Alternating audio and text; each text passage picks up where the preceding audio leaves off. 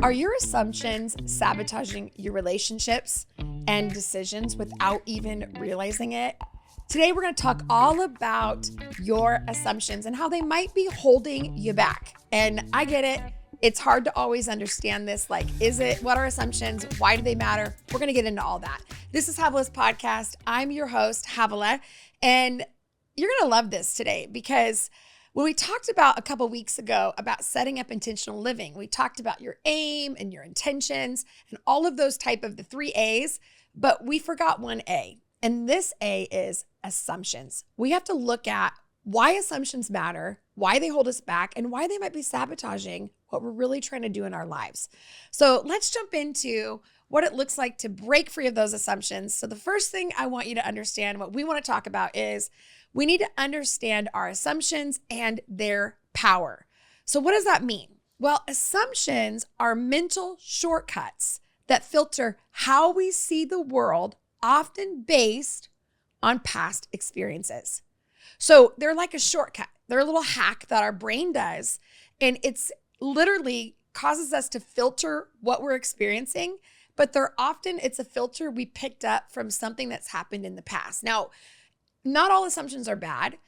A lot of times our brain uses assumptions because, again, we talked about this before, your brain can't edit everything that's coming its way. And so it tries to find little hacks and little shortcuts so it doesn't have to work too hard, right? It's survival. So our assumptions are sometimes based in just survival. I've got to get through the day. I got to get through my job. I got to get through my parenting. And so I got to actually just have this assumption. But when we don't challenge that assumption, we often don't understand how it might be sabotaging our relationships and our decision making. So negative assumptions create confirmation bias. What does that mean? Well, it's a term that psychology uses, which is that when we look for something without knowing it, we see it everywhere. Have you ever done that? I had this little cart when I was in college. I never went to college, but college age. I had a little red and white cabrio convertible. It was a cute little car, and it was this little car stick shift, and they don't sell them anymore, but I was watching a show recently and they had it, and I'm like, oh, remember that red and white little cabrio convertible? Well, when I drove that car, you would be shocked at how many red and white cabrio convertibles I would see because I drove one. I still will see it on the road, and it's 20, 30 years old and I still can see it.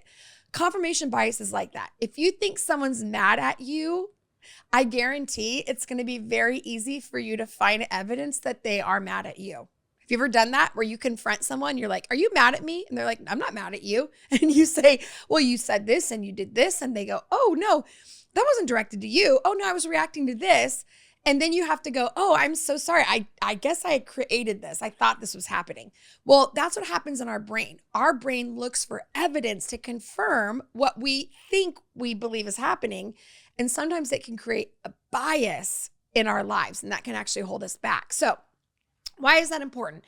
Because when negative assumptions create a confirmation bias, it actually shapes the way we interpret people and the situations that we live in.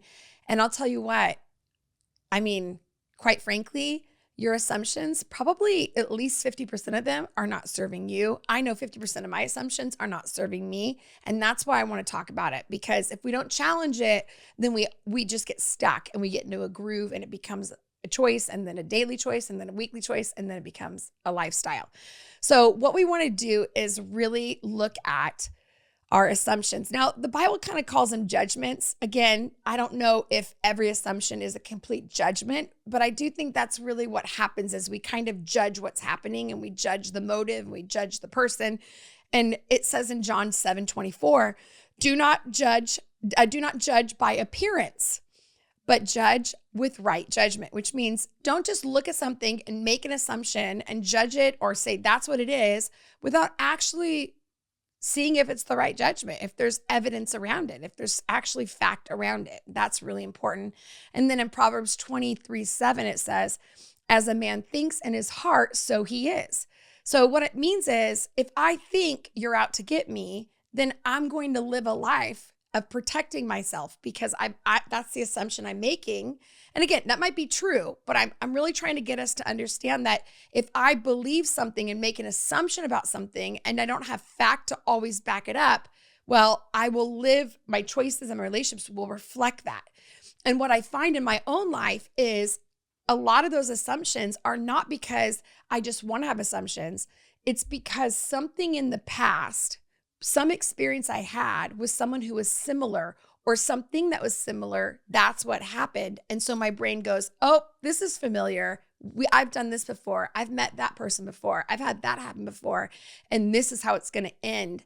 And I have had to almost in a sense find humility to say, you know what? I know you're scared that might happen again. I know you're trying to just deal with this as quickly as possible. But humility stays curious. I think arrogance judges. Arrogance is, I know where you're coming from. I know who you are. I know what you want.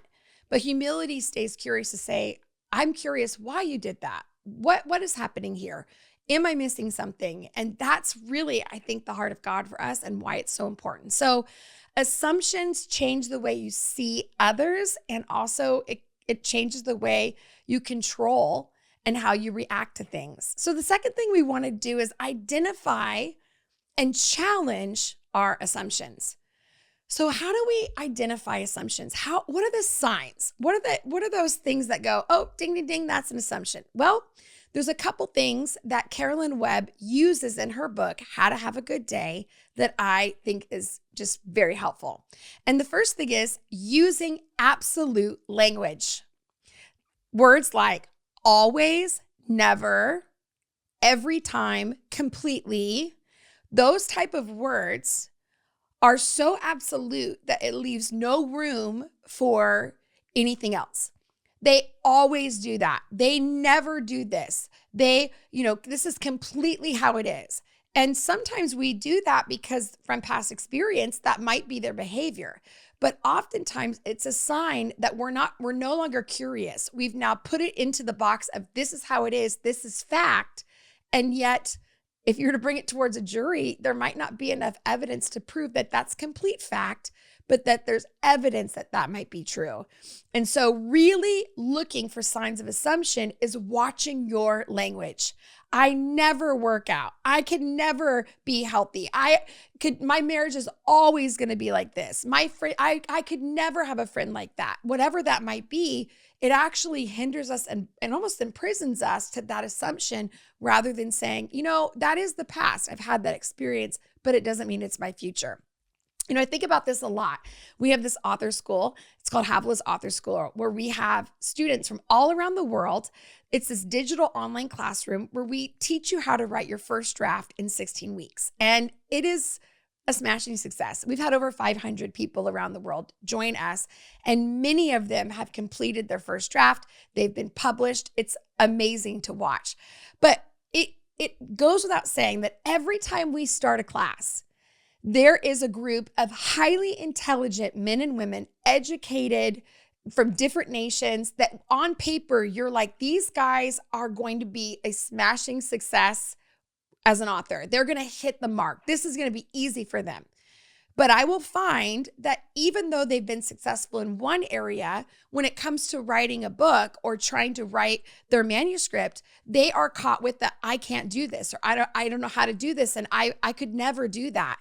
And what happens is we have to kind of go into that absolute thinking and say, wait a minute, who told you that you can't do this? Who told you that you have to go on a 1-year writing retreat to finish your manuscript? Who told you that you can't write a book while you're a full-time mom or while you're a full-time pastor? Who told you that? Because that's an assumption that maybe you've tried in the past, but it's not necessarily true. In fact, there's hundreds of people that have proven that it's possible to write your first draft, being a working mom or being a pastor or whatever it might be. And so one of the things we have to do is we have to challenge those assumptions for them to actually make space for them to grow. If their assumption is I can never do this, it doesn't matter how much content we give them, how much encouragement, which we encourage them. They have these small groups where they go into every week and they encourage and they challenge and they provoke each other. But if inside they're saying, I can't do this, and that's my assumption, we literally can't penetrate that prison of an assumption. So the best way to challenge and to grow and to live intentionally is to unpack your assumptions, because that's the secret to growth. That's the secret to movement. So another thing that we want to begin to understand is that signs of assumption is feeling overly attached to negative expectations. Now, I know some of us are just Eeyore, right? We're just a little bit of an Eeyore. Things are just negative. That's how we grew up. And I understand that because I tend to be a little bit positive. It's a natural thing. I have an identical twin sister.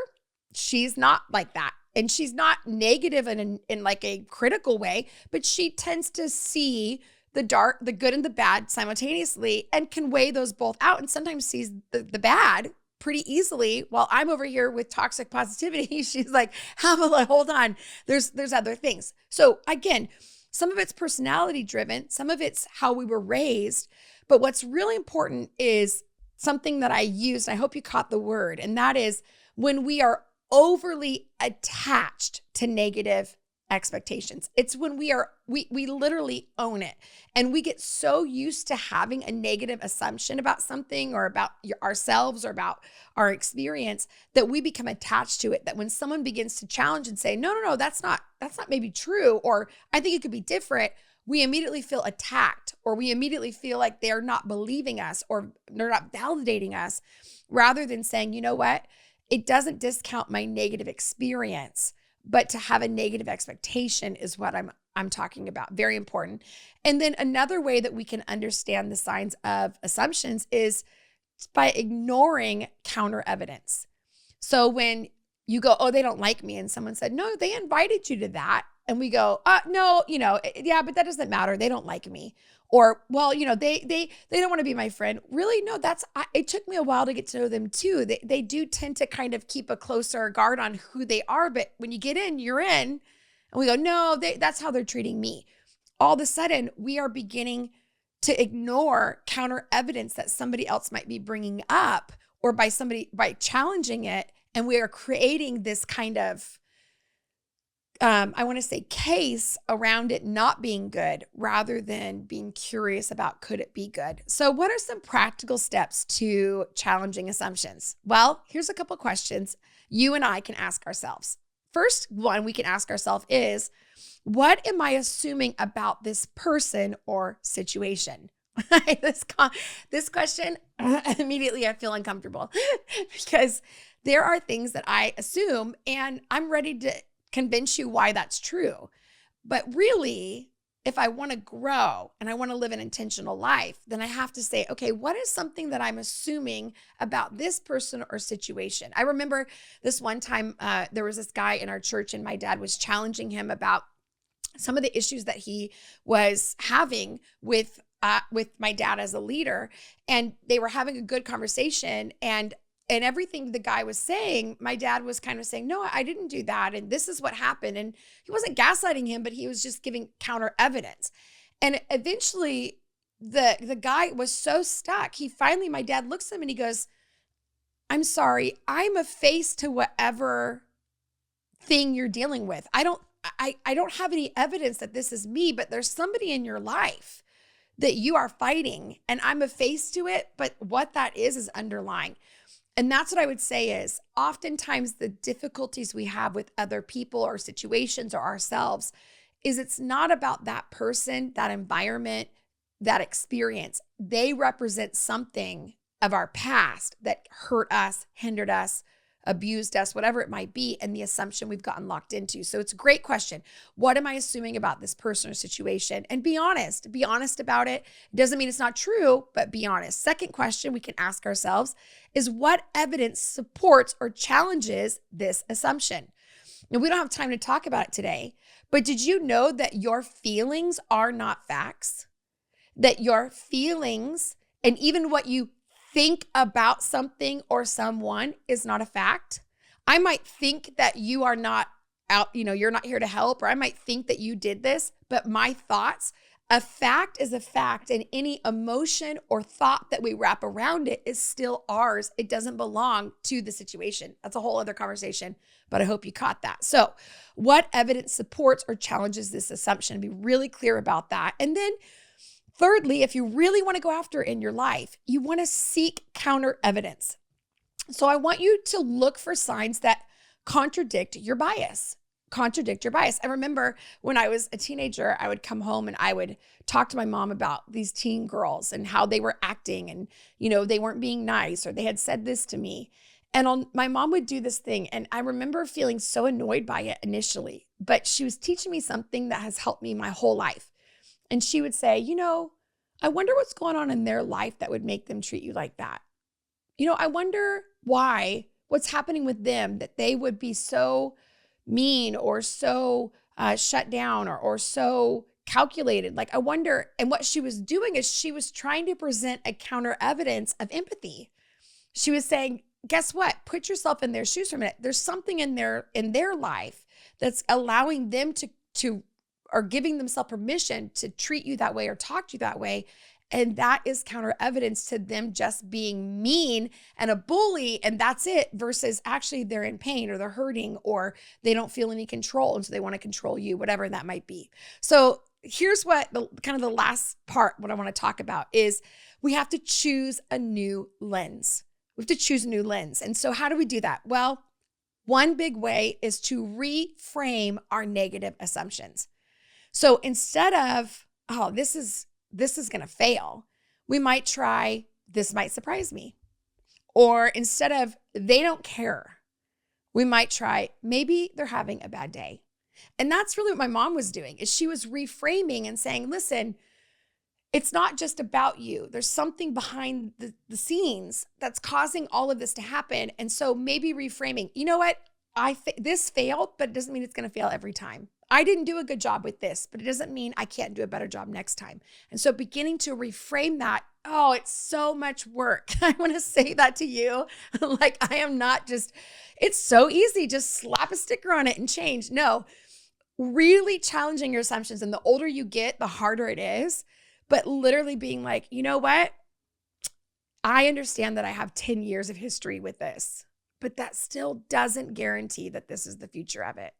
And I have to stay humble and curious in the process, because if I don't, my assumptions will imprison me to what will happen. And guess what? We end up prophesying what will happen, because we go, they don't like me. They don't want to be here. They don't like me. They don't want to be here. And usually the prophecy gets fulfilled. They're not there anymore. They leave you, whatever it might be. Very important. So what can we practically do? I love practical ideas, and this is something you can do today. Before you go into a meeting, before you go into, parenting your kids or whatever thing you might be going into, I want you to pause and I want you to ask yourself this question. What's the best I can hope for here? What's the best outcome? What does great look like today? I know for me, it's like, what does success look like for me today?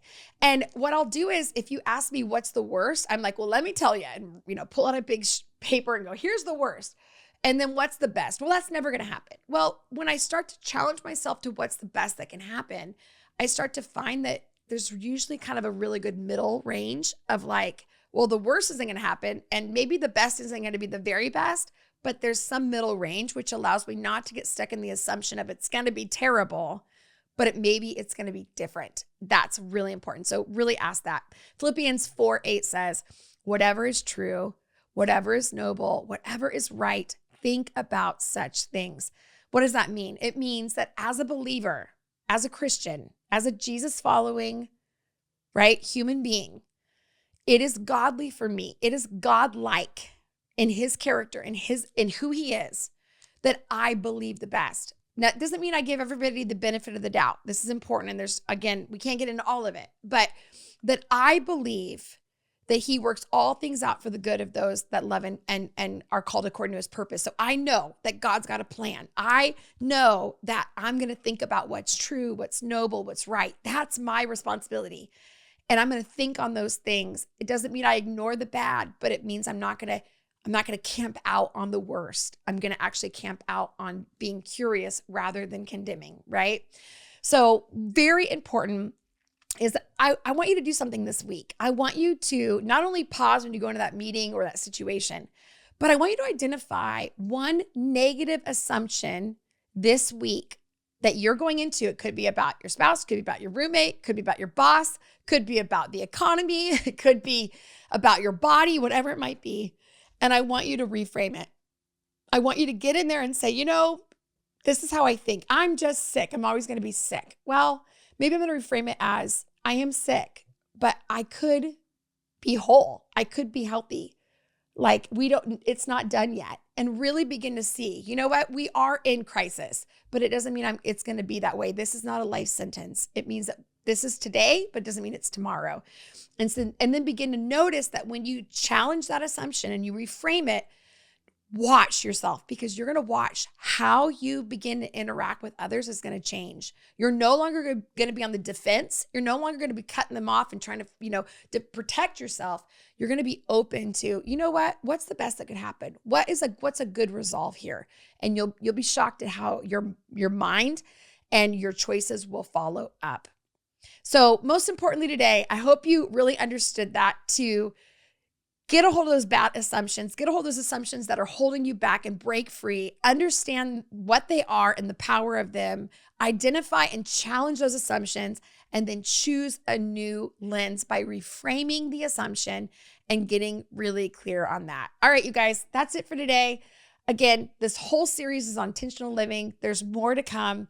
I'm really glad you're here. And if you like this podcast, and this video, let me know. Throw it in the chat, throw it in the comments. We read every single one. It really matters. It helps us. And if nothing else, have a great day, and I'll see you next time.